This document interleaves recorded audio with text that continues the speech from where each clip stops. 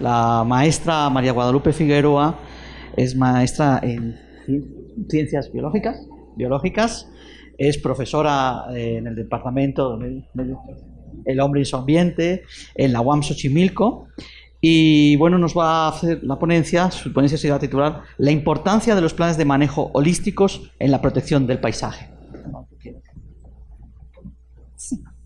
Sí, muy buenos días. Bueno, creo que la presentación anterior ya me ganó, dijo mucho de lo que yo iba a decir, ¿sí? En algunos puntos tenemos, digamos, plasticidad en las definiciones, para no decir discrepancia, porque no hay discrepancia, yo creo que de hecho coincido en todo, solo que en la literatura y en algunas partes usamos más unos términos, menos, y entonces pueden tener sus variantes, pero bueno, yo voy a hablar también sobre esta cuestión holística que creo que nos está brincando a muchísimas personas, ¿sí? Ok, entonces, bueno, ¿qué es el paisaje? Como primera pregunta, que ya se ha venido diciendo y que hay infinidad de definiciones, yo me fui por la más fácil de todas, ¿sí? Es un lugar determinado, captado por la visión de un observador, y puede ser hermoso, feo, y puede tener infinidad de características, ¿sí? Sin embargo, decía, existen diferentes definiciones que dependen de las distintas disciplinas científicas, tales como la biología tiene una idea de paisaje, la geografía otra, las artes, la arquitectura, etc., ¿sí? Como bien señalaron, el paisaje ha venido cambiando a lo largo del tiempo, no es el mismo paisaje que teníamos hace 3.600 millones de años, cuando se dice que surge la vida, ¿sí?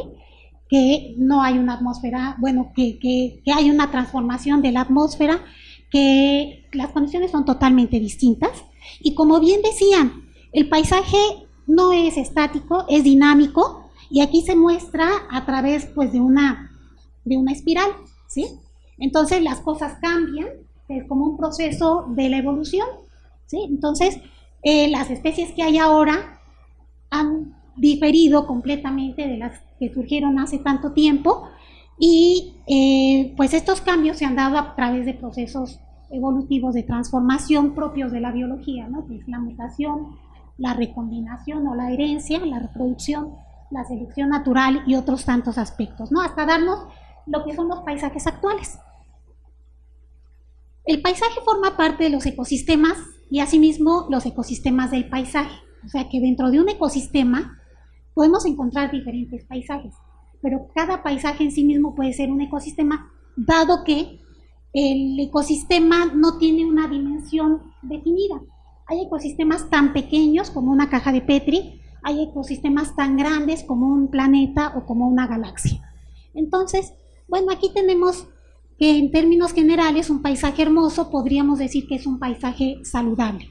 Y la salud es producto de un equilibrio ecológico, en este caso dinámico, en donde los componentes físicos, químicos, biológicos y humanos se encuentran con cierta armonía, ¿sí? No, como bien señalan, no es estático, si no, no hubiéramos visto esa espiral evolutiva, ¿sí? Pero vemos que hay una serie de interacciones. Tenemos un paisaje natural, tenemos un paisaje artificial. Bueno, los paisajes naturales en general han sido representados de una manera más o menos cuadrada, esquematizada, como biomas, ¿sí? Estos biomas dependen mucho del lugar que les toca en el planeta. No es lo mismo estar en el Polo Norte que estar en el trópico, que estar en el agua, que estar en la zona terrestre, etcétera, ¿no? Entonces, cada uno de estos biomas depende del tipo de sustrato que le tocó tener cuando se formó el planeta, del tipo de interacciones, del tipo y cantidad de agua, de la ubicación, si está en los trópicos o en los polos, etcétera, etcétera. Entonces, cada uno de estos refleja, ¿sí?, todo lo que está encriptado que se ha venido señalando anteriormente. Entonces, así tenemos diferentes escenarios, diferentes paisajes, en este caso naturales, pero hay muchos más que no han sido catalogados o que han sido catalogados y poco conocidos, ¿sí? Ok, tenemos también otros paisajes que se pueden llamar artificiales, ¿sí? Porque interviene la mano del hombre, aunque sabemos que el hombre pues, es un ser natural, ¿sí? Entonces tienen pues, una parte de naturales, ¿no? Sin embargo, ya han venido sufriendo transformaciones producto de un pensamiento y de un diseño preestablecido. Así tenemos los paisajes rurales, urbanos, digamos, los rurales como el primero, los urbanos, las ciudades, los humanizados, que aunque son rurales, pero ya son transformados, o son del campo pero transformados, los culturales, que tienen toda una historia y una digamos, una expresión y una razón de ser. ¿Sí? Los paisajes naturales, en primera instancia, responden a las características naturales del medio. ¿Sí? Con esto quiero hablar una cosa que es importante en biología, que es la vocación del suelo. ¿Sí? Esto es, por ejemplo, ¿sí? Si un lugar es un lago, ¿sí? Su vocación y sus características son de lago. ¿Sí? Y entonces, bueno, voy a estar hablando constantemente sobre el caso de Xochimilco, la cuenca de Xochimilco y sus afluentes, y entonces, bueno, hace en un lago empezar a desecarlo y construir casas, va contra la vocación de ese suelo. Entonces la naturaleza pues va reclamando de decir, bueno, pues tú pon casas, al fin que yo te las tiro, ¿sí? ¿Por qué? Porque aquí es lago, el agua baja de las montañas y busca sus cauces, y entonces, bueno, la gente saca el agua y el agua vuelve a ocupar su sitio de manera constante. Por eso, a pesar de más de 300 años de estar haciendo drenajes, se vuelve a inundar la cuenca de Xochimilco, ¿sí? Entonces, bueno, vemos pues que los paisajes se encuentran en sitios que tienen una cierta vocación. Esta vocación son las características intrínsecas de la propia región, ¿sí? Y, bueno, en este caso es muy importante señalar que entre las unidades naturales de los ecosistemas podemos encontrar las cuencas hidrográficas, ¿sí? Que nos dan una idea como de zonas definidas y delimitadas de manera natural, no de manera política. Por ejemplo, las delegaciones tienen límites políticos, pero una cuenca, la cuenca de Xochimilco y sus afluentes, se ubica en toda la delegación Xochimilco, en parte de Milpalta, en parte de Iztapalapa, en parte de Tlalpan, ¿sí? O sea que lleva pedazos de delegaciones políticas, pero a la naturaleza no le importa. Esta es una unidad, digamos, natural, ¿sí?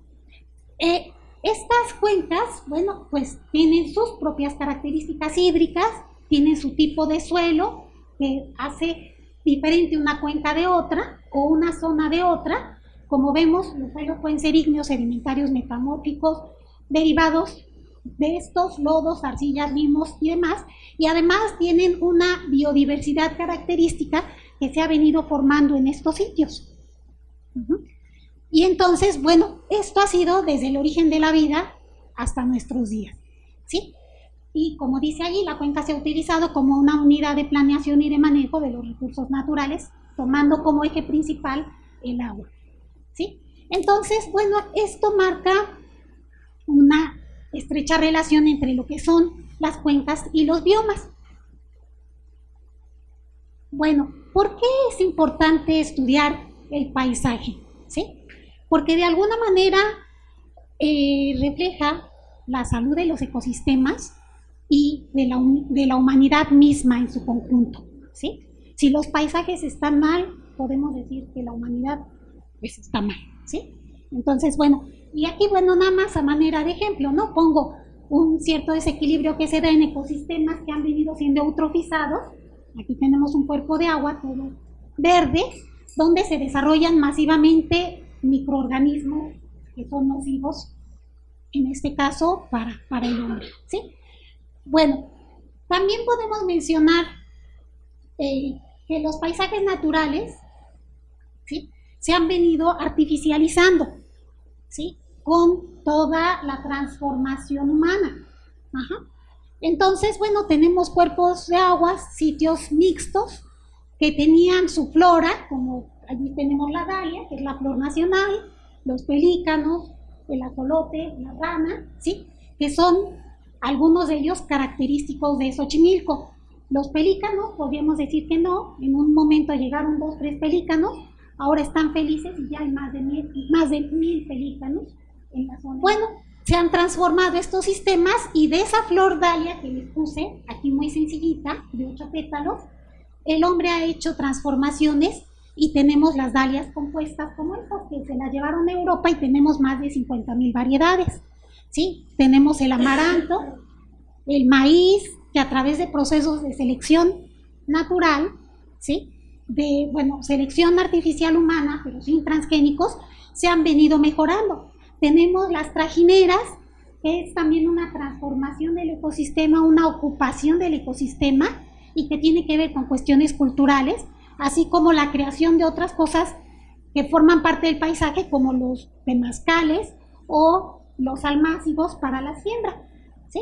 Y todo esto producto de las actividades de el ser humano, entre ellos de los pueblos indígenas, ¿sí? Pero también vemos que toda esta transformación del paisaje, ¿sí?, está sufriendo serios daños, porque en algún sentido estas transformaciones son buenas, son constructivas, son culturales, pero en otros son verdaderamente un desastre. Y en ese caso, por ejemplo, vemos aquí camiones que van y que llevan cascajo a una zona ejidal de San Gregorio, Atlapulco, en Xochimilco, y que están rellenando, dizque para hacer chinampas, ¿sí? Y están rellenando de cascajo. Y dice uno, bueno, esto hace inhabitable, inutilizable esta zona de chinampas. Entonces eso está generando desastres ecológicos porque está hundiendo la tierra. ¿Quién autoriza el paso de estos camiones de cascajo? Pues los servidores públicos. ¿Por qué? Por falta de un conocimiento ecológico, ¿sí? Tenemos la invasión del lirio acuático, que se está volviendo plaga y está agotando el funcionamiento de muchos de los ecosistemas. Tenemos una falta de conciencia en cuanto al uso de los recursos y, por ejemplo, allá tenemos una chinampa rellena de basura, o arriba tenemos un chiquero en otra zona de la chinampa. Y entonces decimos, bueno, ¿y quién comete estos atropellos con la naturaleza, con el paisaje? Muchas veces pensamos pues que son las autoridades, los servidores públicos, en algunos casos sí, pero en otros casos es la propia comunidad que carece de una educación ambiental. Entonces también tenemos que meternos a esos otros ámbitos de lo que hace la gente en el día a día, ¿sí? Bueno, esto es un vertedero de agua que viene de la planta de tratamiento Cerro de la Estrella, ¿sí? Esta planta de tratamiento lo que hace es tratar de reponer un poco a la naturaleza, ¿sí?, el daño que se le hace. ¿Por qué? Porque en toda la región de Xochimilco, ¿sí?, antes estaba llena de pozos y manantiales y de aguas limpias, y se fueron entubando para dar servicio a la ciudad, y se fueron agotando los pozos, y entonces el lago de Xochimilco se fue secando. Hoy en día el 80% del agua de Xochimilco viene de una planta de tratamiento. Y esta planta de tratamiento tiene 45 años de antigüedad y su vida media es de 45 años. En cualquier momento puede tronar. Y esto va a generar una catástrofe en el paisaje de Xochimilco si no se toman cartas en el asunto, ¿sí? Bueno, ¿cuáles son las causas de todo este daño que se le hace a la salud de los ecosistemas, a la salud del paisaje, tanto natural como cultural? Podemos decir que está la pobreza, la ignorancia, falta de educación ambiental, la ambición, la falta de sentido común, la falta de leyes, ¿sí? Todos estos factores están involucrando todos los desastres que estamos viendo, ¿sí? Entonces vemos allá, tenemos un petroglifo de la zona de Coailama, en Xochimilco también, que es digamos, una herencia prehispánica. Por falta de cultura, los paisajes han sido grafiteados, ¿sí? Por otro lado, tenemos la sobrepoblación, la mancha urbana que crece y que la población tiene una gran cantidad de hijos, y que cuando las chinampas ya no son adecuadas para vivir de ellas, Entonces la gente las usa como casa habitación porque existe la necesidad, ¿sí? También vemos la falta de sentido común porque, bueno, de alguna manera yo puedo decir, es obvio que si yo tiro basura, el ambiente se va a poner mal, y sin embargo, tiramos basura, tiramos cascajo, ¿sí? De hecho, recordando el sismo del 85, San Gregorio Atlapulco, zona Chinampera, se rellenó con cascajo del sismo del 85. Hoy no sé a dónde va a parar todo el cascajo que se está generando, pero yo les digo a los de San Gregorio, cuiden que no lo vengan a traer, porque si no, van a terminar con esto, ¿sí? Y bueno, la falta de leyes, que a falta de sentido común, pues hay que apretar, ¿sí? Al final de cuentas, las leyes, si la gente tuviera sentido común, no se necesitarían de tantas leyes, ¿sí? Pero a falta de ello, entonces, pues hay que generarlas. Bueno, muchas de las causas de estos grandes problemas están dados por el tipo de economía que se lleva actualmente, ¿sí? Que es una economía lineal, ¿sí? Extraigo, produzco, compro, uso y tiro. Compro, uso y tiro, compro, uso y tiro, ¿sí? Esto nos da aquí a manera de una economía lineal. Entonces, pues compro celulares, los tiro, compro zapatos, los tiro, compro televisiones, que ya está la de plasma, que ya está, compro y tiro, ¿sí? ¿Se acabó? No se acabó, ¿sí? Entonces, ¿qué pasa con esto? Pues que toda la mercadotecnia, la ciencia y la inteligencia han planeado una cosa que se llama obsolescencia programada, ¿sí? Que es, ¿sabes qué? Las computadoras, ¿sí? Ya no te van a durar, o nunca te van a durar 150 años, ¿sí? Vamos a hacer que duren 5 años, y luego le cambiamos el chip de entrada, y luego le cambiamos, ya no es CD, ya no es, bueno, ahora es USB, y luego quién sabe qué va a hacer para que tengamos que tirar nuestras computadoras, y generar basura, y destruir ecosistemas para obtener materia prima, ¿sí? Los zapatos, tiene zapatos de tacón, y luego se pone la moda de los zapatos bajos, ¿y cómo vas a andar con zapatos de tacón si la moda es zapatos bajos, ¿no? Entonces, pues hay que comprar los que sirven, ¿no?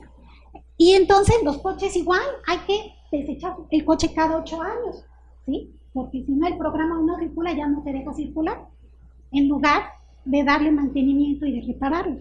Entonces todo está hecho para poder comprar, producir, comprar, usar, tirar, ¿sí? Y también esta cuestión del concepto de moda que se hace para tirar. Esto tiene daños al paisaje, ¿sí? Nuestra forma de consumo afecta directamente al paisaje, ¿sí? ¿Tenemos muchos coches? Bueno, pues ahora necesitamos muchos puentes, ¿sí? Y bueno, ¿qué hacen los puentes? Los puentes fragmentan el hábitat humano. Las colonias se van dividiendo por carreteras y la gente ya no se conoce, ya no se platica, ya no se comunica porque hay carreteras muy grandes que le impiden atravesar, ¿sí? Y también nos genera fragmentación del hábitat en la naturaleza con la consiguiente extinción de los jaguares, de los ajolotes y de las especies en general, ¿sí? Todo por nuestros hábitos de consumo, ¿sí? Tenemos otros hábitos de consumo, que es producir en cantidades tremendas el alimento, ¿sí? Está generando obesidad. Pero ¿y esto? ¿Por qué dicen? ¿Y esto qué tiene que ver con el paisaje? Tiene que ver. ¿Por qué? Porque necesitamos producir mucho alimento. Y entonces los bosques y las selvas, que son ricos en biodiversidad, los transformamos en monocultivos, ¿sí? Entonces ya no tenemos un árbol que tiene líquenes, que tiene musgos, que tiene hongos, que tiene hormigas, tenemos un monocultivo. Y todos los bichitos adicionales los matamos, ¿sí? ¿Con qué? Con pesticidas, ¿sí? Entonces, para generar lo anterior necesitamos crear esto, que pueden ser paisajes muy bonitos, muy estéticos, muy lindos, pero van contra la propia naturaleza originaria. Igual la sobreproducción de comida, ¿sí? Ahora, esto a su vez nos trae otros problemas. Necesitamos agua para regar esos cultivos. Y entonces el agua se está sobreexplotando. Pero si ahora queremos producir tantos animales, necesitamos producir gran cantidad de alimento que consume mucha agua para producir esos animales. Y entonces nos estamos acabando los mantos acuíferos, ¿sí? Otros paisajes de monocultivo, pero ya más modernos, pues es la producción de microalgas para obtención de diésel y otras cosas. Suena maravilloso porque no es petróleo, pero atenta contra el paisaje y contra la propia naturaleza, ¿sí? Resuelve un problema, pero genera otro. Otro cambio de paisaje por las necesidades creadas, pues es toda la minería, ¿sí? Cada que nosotros cambiamos de celular, ¿sí? o de pantalla de televisión o de computadora, son toneladas de minerales, sobre todo de sílice, que se extraen y que destruyen selvas y bosques y muchas regiones, ¿sí? Entonces, bueno, pues los sismos también generan otro tipo de problemas, pero los sismos, digamos, son fenómenos naturales, nosotros no los estamos creando, pero resulta que a la hora de extraer el agua a través de pozos, ¿sí?, estamos haciendo que los procesos sismológicos sean más graves, ¿sí? Y además, al extraer el agua, que es una actividad humana, estamos generando hundimientos diferenciales y fracturas de la construcción del territorio, ¿sí? También con las actividades humanas estamos incidiendo un tanto en el cambio climático. Digo un tanto porque el cambio climático siempre existe, ¿sí? Como decíamos, el planeta nunca ha sido igual y el clima siempre ha estado en constante cambio. Solo que la actividad humana ha venido acentuando algunos procesos. Y entonces, esto se mira cuando hablamos de lo que son las islas de calor, ¿sí?, que son parte de los paisajes también. En una isla de calor, nosotros vemos que en la parte urbana, donde está en la gráfica de abajo, la temperatura sube. Y en la parte donde hay árboles y plantas, las temperaturas son más moderadas, ¿sí? Entonces, también estamos incidiendo en esto. Bueno, ¿cuáles son alternativas?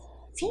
En lugar de tener economías lineales, tendríamos que visualizar el hecho de que tenemos que dejar que la naturaleza se recicle, ¿sí?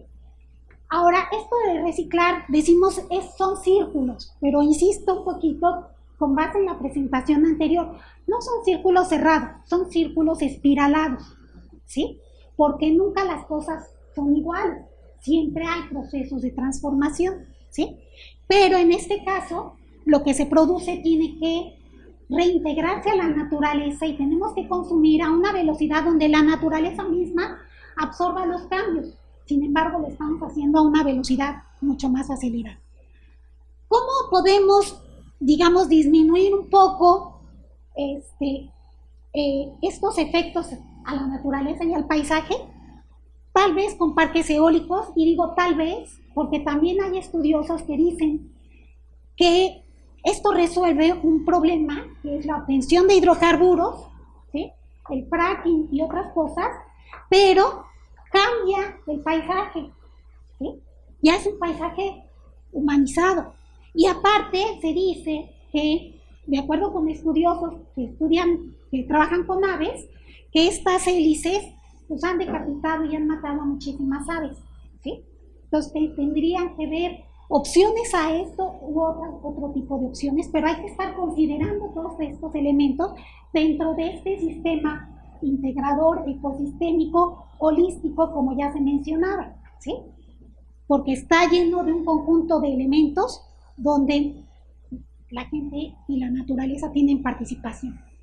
Otra forma de incidir en, digamos, sí, en las cosas del paisaje es tratar de usar los materiales más naturales del sistema, es usar bicimáquinas, ¿sí?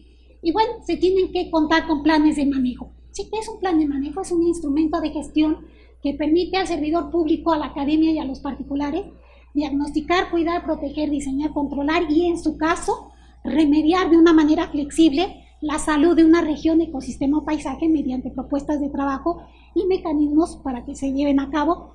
Todo esto tiene que ser con una visión de manejo integral. Y bueno, una de las propuestas es hacer un consultorio de salud ambiental, porque normalmente cuando la gente está enferma, ¿sí?, va con el doctor, pero si mi paisaje está enfermo, ¿con quién voy? ¿Sí? En la academia no hay quien me reciba, ¿sí? Normalmente, o a veces sí, hay gente disponible, pero hay gente que está muy ocupada haciendo un trabajo científico y demás. Podemos hacer consultorios ambientales por delegación y por ¿cómo se llama?, municipio, donde se le indique a la gente cómo cuidar el paisaje, cómo cuidar el ambiente, aunado con una serie de leyes.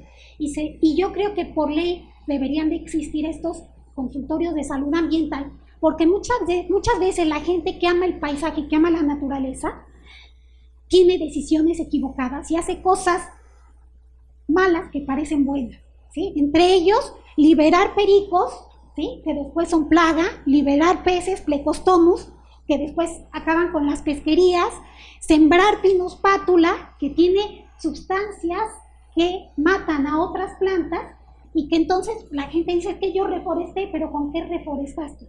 Con Pinus pátula. Hiciste un ecocidio por tratar de ayudar y por no saber cómo hacerlo y a quién preguntar, ¿no? Entonces, creo que valdría la pena que se establecieran este tipo de alternativas. Y bueno, los planes deben tener una serie de condiciones, y entre ellas también se tienen que hacer contralorías ciudadanas, ¿sí?, que ya lo manejaron hace rato como licencias sociales, donde la gente participe y no solo sea lo que mandatan las autoridades, que hoy día ya no es conveniente llamarles autoridades, sino servidores públicos. ¿Por qué? Porque están al servicio de la población y no son entes todopoderosa, ¿sí? Y entonces, pues hay que hacer transparencia, rendición de cuentas y contraloría ciudadana. Entonces, esto es parte de lo que yo quería manejar como las aportaciones. Una planeación territorial tiene que tener prevalencia del bien común, el ordenamiento territorial, la función ecológica y social, y una legislación que cuide. Y creo que con eso prácticamente termino. Gracias.